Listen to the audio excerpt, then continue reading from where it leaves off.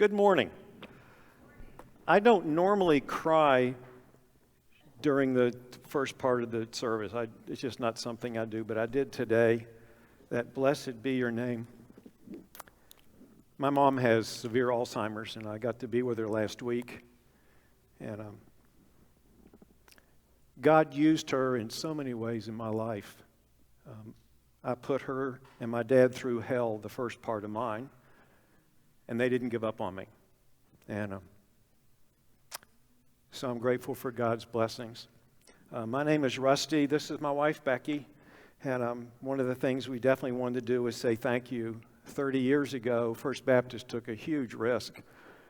They invested time and money, and I would say to some degree your reputation on an unproven person that thought they could start a church in Northern Virginia. That guy didn't work out, and so I took his place. Anyway, we are grateful. Everyone that comes to New Hope, if they've been around for any length of time, they hear the story about how you invested in us.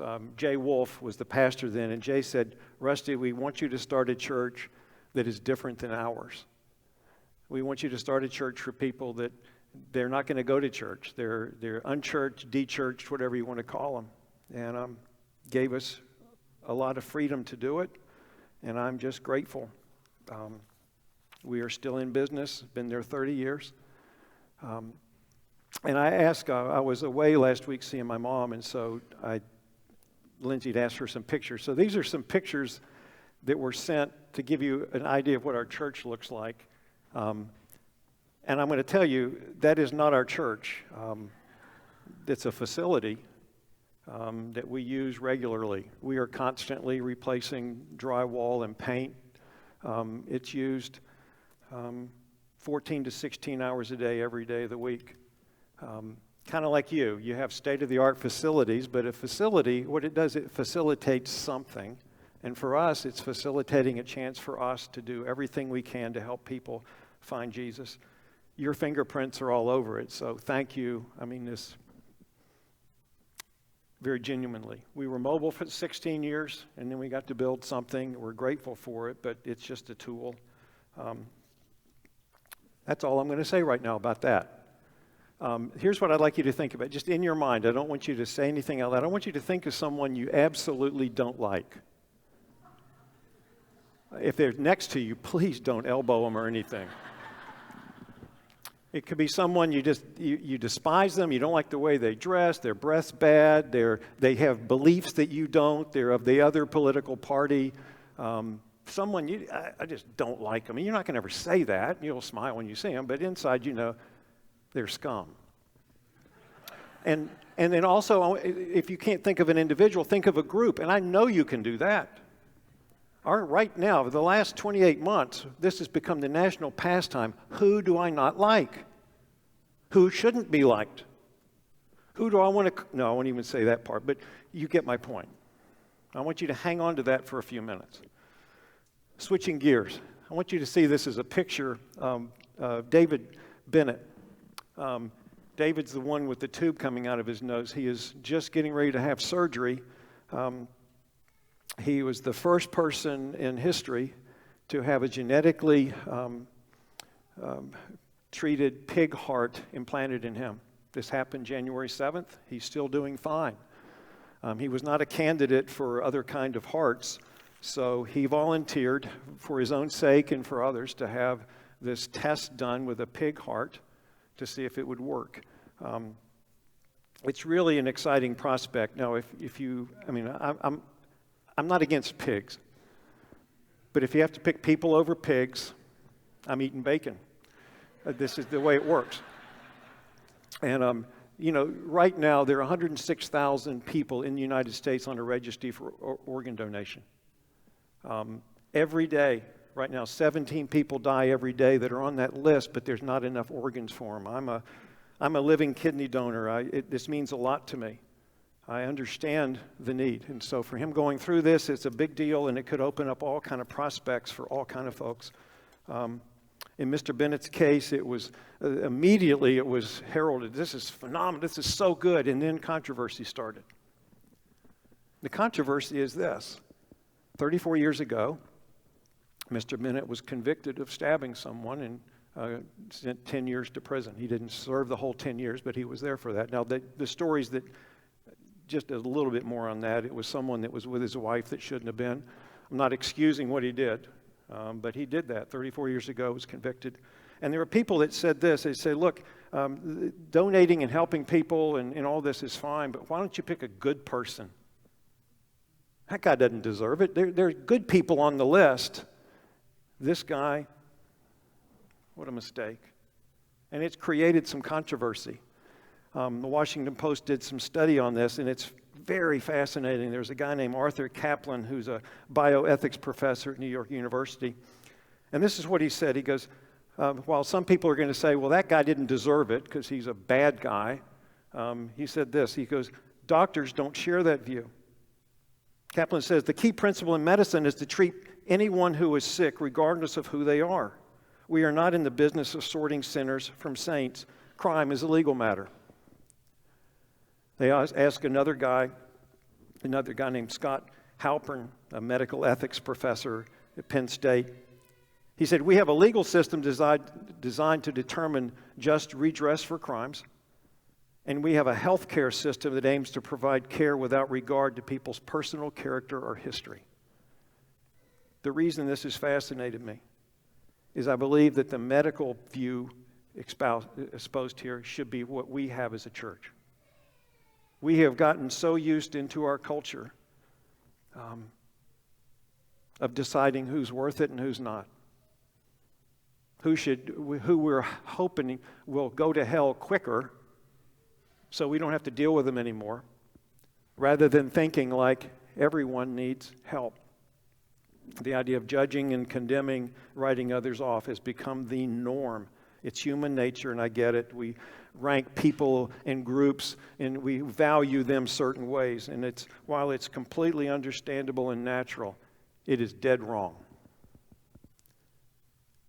And this is the time for Jesus' church to do something about that. We can.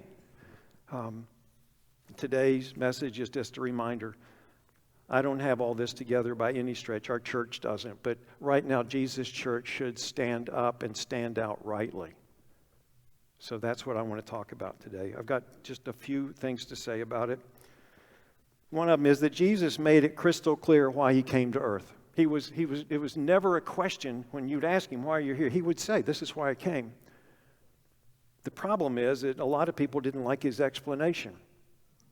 They wanted it to be something else. There were groups trying to lure him or co-opt him into a political or a social or a military agenda. Happens all the time. You read the New Testament, and this is what you see. I don't like that Jesus. I want this Jesus. When he didn't go along with what they wanted, they tried to shame him or embarrass him, and ultimately to get rid of him. Here's an example. Jesus had been teaching and been around for a while, and there was a guy that he had seen. He knew exactly who this guy was. His name was Matthew, a businessman in the area. And Jesus saw this guy. He saw something in him that others didn't. And one day he went up to Matthew and he said, I want you to follow me. I want you to be one of my disciples. And Matthew said, yes. Now that all sounds really good until you look at what Matthew was. I realize we probably have a lot of you that contract with the government. That's what Matthew did. But he contracted with Rome to collect taxes. And the way that worked then is as long as Rome got their cut, Matthew, do whatever you want. So there was extortion. There were all kind of pressure tactics used. Tax collectors were looked at as traitors. They were utterly hated. And here Jesus has invited one to be one of his key followers. And no one around liked it. It was an outrage. How in the world could Jesus hang around somebody like that? Why would he even give him the time of day, much less invite him to be part of his crew? But Jesus saw something in Matthew that others didn't. Matthew left his career to follow. Matthew was so excited that he has a dinner party. He wants all of his friends to meet Jesus. He wants them to hear what was changing his life. And it says this, in Mark 2, it says, "But when the teachers of religious law, who were Pharisees, saw him eating with tax collectors and other sinners, they asked his disciples," and they're not really asking, they're trying to shame him, they're trying to label him. They say, "Why does he eat with such scum?" When Jesus heard this, he told them, "Healthy people don't need a doctor, sick people do. I've come to call not those who think they are righteous, but those who know they are sinners." One of the things about Jesus' church is every one of us should know that we didn't get in on our good merit. If we got what we would deserved, we would be eternally separated from God. A God who is holy, a God who is pure, a God who is righteous. Jesus came to heal, not judge. Judgment will come. But until then, our job following him is to offer hope and help, truth and love and healing. All of us that follow him have the same mission Jesus did. This is what motivates me probably more than anything right now in ministry. We have something that our community and our nation and the world desperately need. Not because we've got it all together. The one that we follow does. There's a huge decline, and you see all the stats, that there's a decline in interest in the Christian faith and church and all this kind of thing. Too often the church is perceived as a group of judges, not a group of doctors or medical professionals. You and I can change that. 2 Corinthians 5. This means that anyone who belongs to Christ has become a new person. The old life is gone and a new life has begun. All of this is a gift from God who brought us back to himself through Christ. I hope that you never forget, those of us that are followers, there may be some here that aren't, but if you are a follower of Jesus, I hope you never forget how you became that way. How you got adopted into God's family. If we forget that, this is what will happen as we start judging other people based on our standard. If God treated us the same way we sometimes treat others, what would that be like? Do unto others as you would have them do unto you, the golden rule. I mean, that should be normal for you and me. But our culture has a different drumbeat that it offers and operates with. And I'm just asking you, don't hesitate to go back and think about your life before you were a follower of Jesus. And think about what it took for you to become part of his family. What did Jesus do so that your sin could be forgiven, your past could be wiped clean, that you could have a hope and a future now and forever?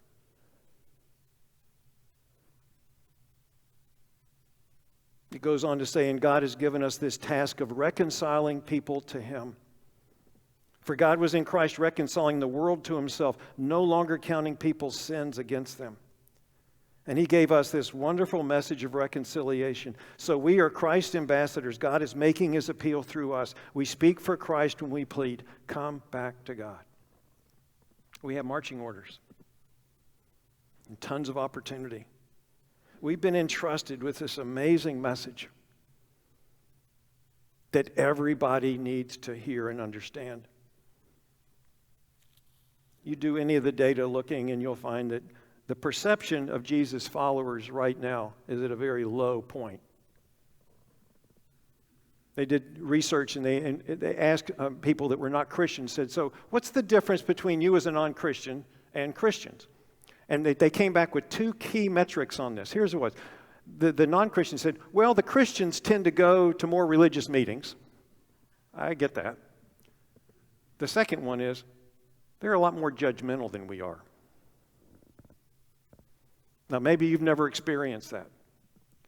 When I was a brand new believer, I had some people make fun of me because I had more hair than anybody in the church. I wear bib overalls and everyone else is wearing leisure suits.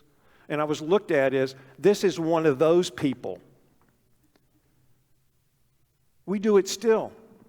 We have a way of, we size people up so quickly.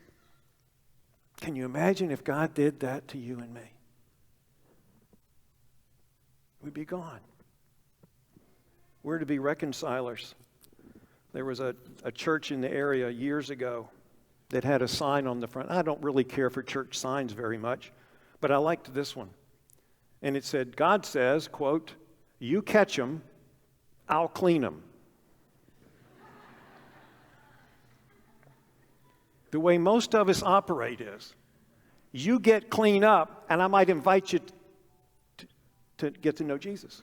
But you got to get cleaned up first, because quite honestly, you're a mess. When we started New Hope, our church was pretty messy.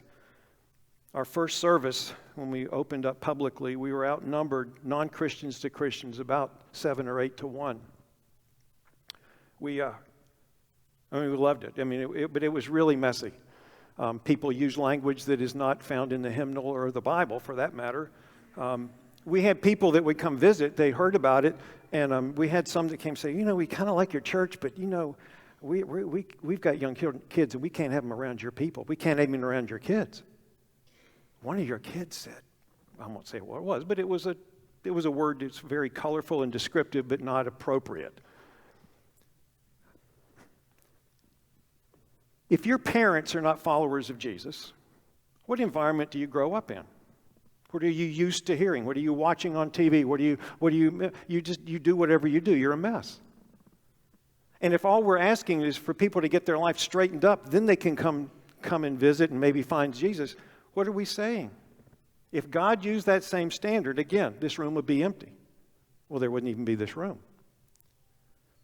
Somehow we've got to remember that God is not put off by the mess. He's not put off by someone that has got a checkered past or even a checkered present. He's not put off by people that have messes in their life and screw-ups in their life, and they're just a tangled, jumbled mess. He steps right into it. And he can take a life, and he can completely transform that life when it's surrendered to him. We have the responsibility and privilege of helping everyone around us find the new life Jesus offers. The reason I ask you to think of someone you don't like or groups you don't like is you may not like them, but God does. Does he like what they're doing? Not necessarily at all. But does he care about them? Does he want them to find the freedom that comes from having their sin forgiven, adopted into his family, and finally being what they were created to be? You know he does. The moment I start saying someone's not worth it, or this person, I start ranking people, I am doing something that if God did it again, I'd be left out.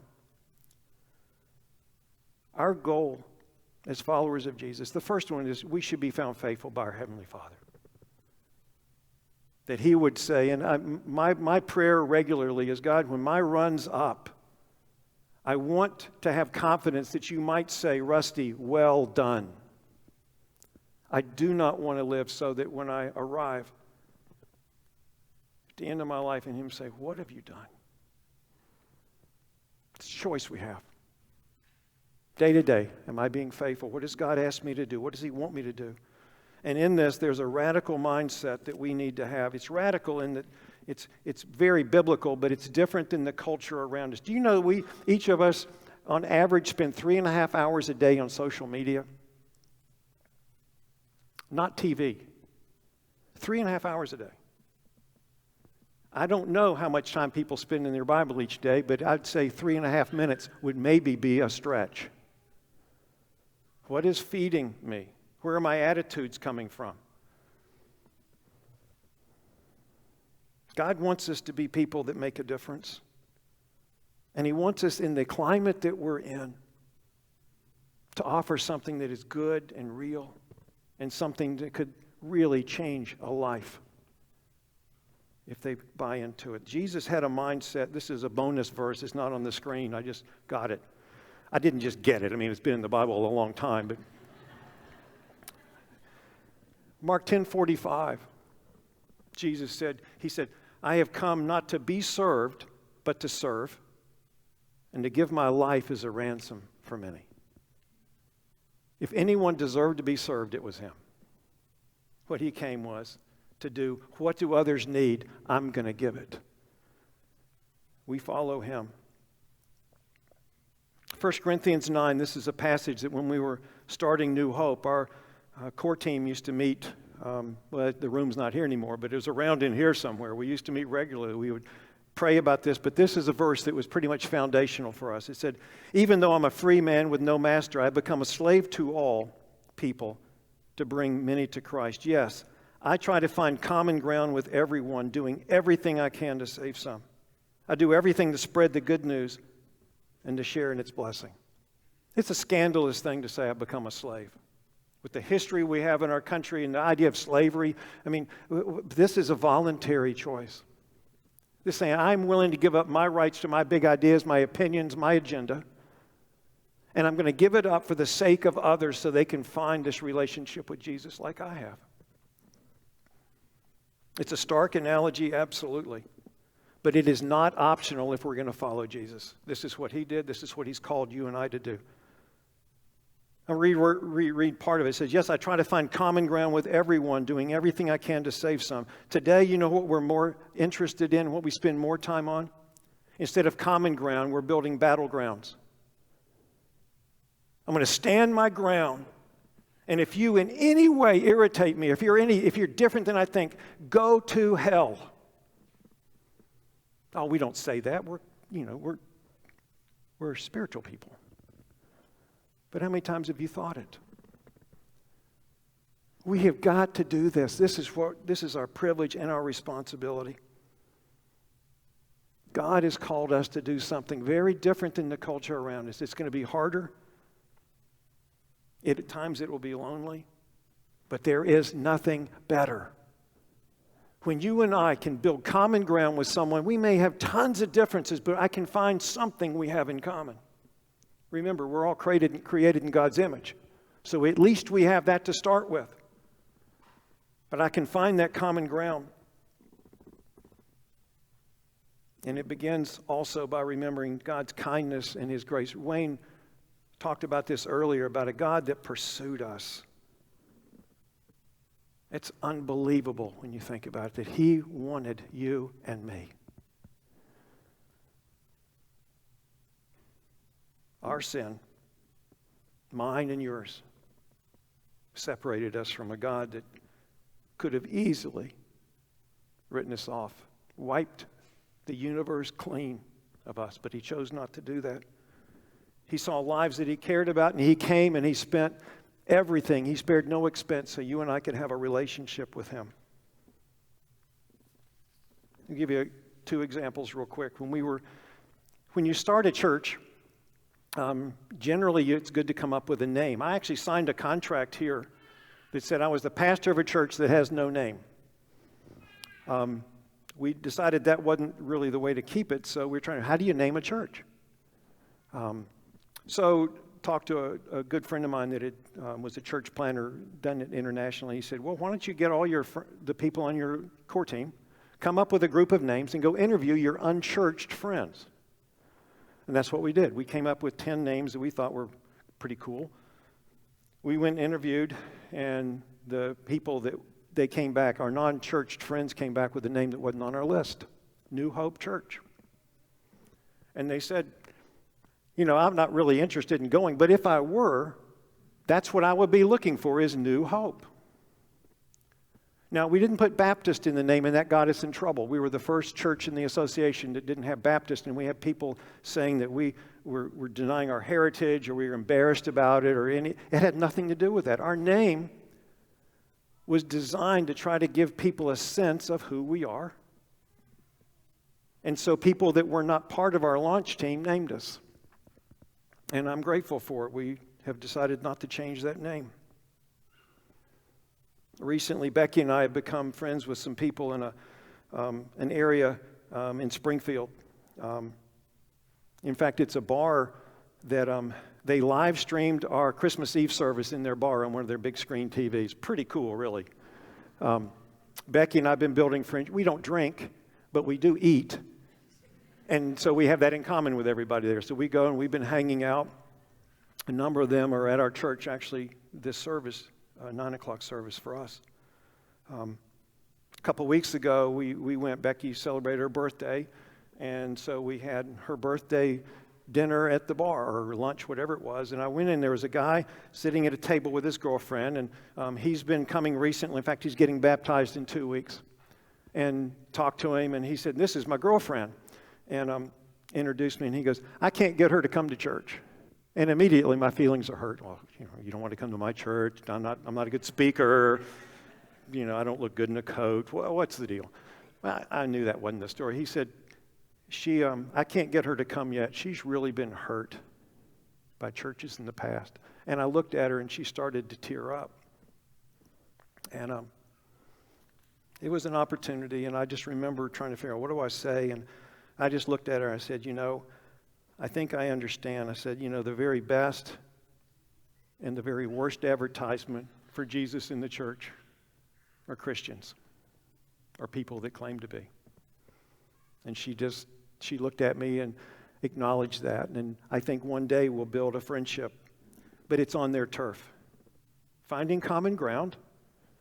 You don't have to compromise your true bedrock values to do that. And you get to know people where they are. I really hope that all of us here will recognize we're at a key moment in our country's history where love and character, genuineness, acceptance could stand out. We have something to offer everyone because it's been given to us as a gift. And those people that you and I can easily write off, or we say those people and all that, Jesus sees them as needy. Jesus sees them as needing what he can give them. You and I can be ambassadors of reconciliation. And that's what we get to do. We don't have to. We've just been given the privilege to do it. I'm going to close with this, and then we're going to pray. I was reading, can you imagine this guy's name? His name is C.T. Studd. What a perfect name. I mean, I just think that's a great name. Anyway, this is what C.T. said. Some want to live within the sound of church or chapel bell. I want to run a rescue shop within a yard of hell. I like it. Let's see if we can't do the same thing.